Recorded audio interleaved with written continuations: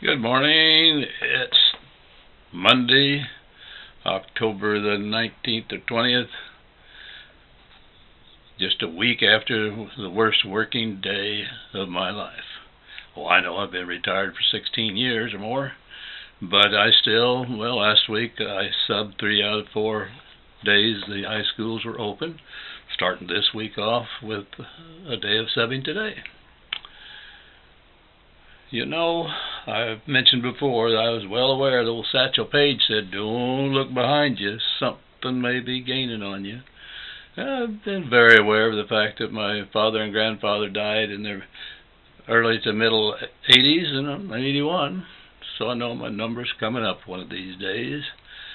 And I've always hoped I might be as lucky as my friend from Alamosa, board chairman for several years, Phil Rowley.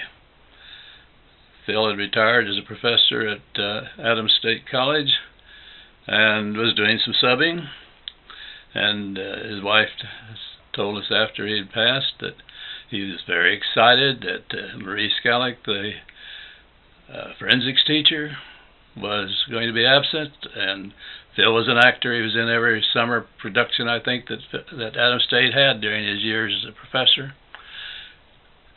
And he was excited about going to work.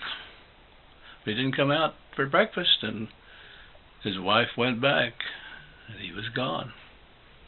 Now that, to me, God's being very, very merciful if He calls your number in such a gentle manner. Goes to bed happy, excited, just doesn't wake up. I should be so lucky. By contrast, my brother Earl, and there's the concept that I want to deal with today because of the next video I want to make. Earl was doing well, it seemed, in retirement. He's doing a lot of things, yard work. I think he had given up and was selling his little car, old Ford that he was working on. But he was doing well. He'd hand dug a well in his backyard. He and Rosalie kept a beautiful backyard and front yard. One day she's in the hospital. I don't remember just how far, but not a long ways from their house there in South Coffeyville.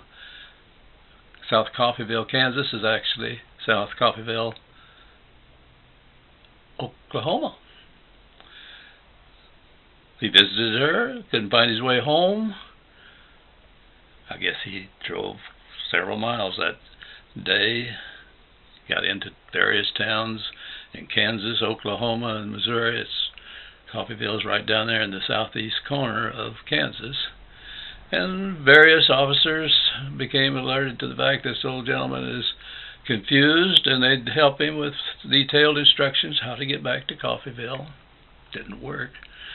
So late in the day, one of the towns held him, called back to Coffeyville and said, "You need to send somebody up here to help this gentleman get home." And that was done. And I'd see Earl after that had happened, and he would ruefully say, "They took my driver's license away from me." But he did quite well for some time, but then the day came when he had run away from home and couldn't find, walked away from home, couldn't find his way home. And, the feeling was that he was a danger to himself. So they committed him to the Alzheimer's wards.